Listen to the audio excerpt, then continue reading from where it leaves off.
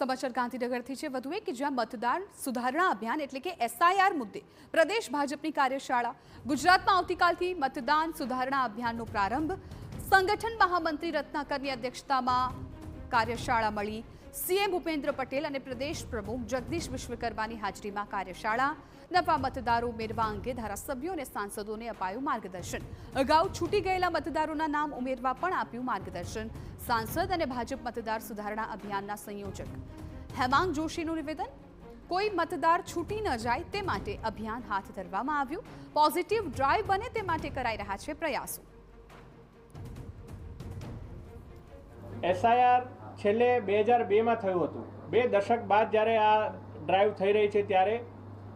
ખૂબ જ અગત્યની આ ડ્રાઈવની અંદર બૂથ લેવલ સુધીનો અમારો કાર્યકર્તા પણ જોડાય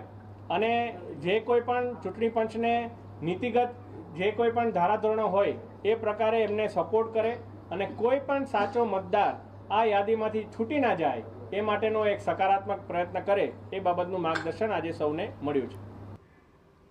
સમાચાર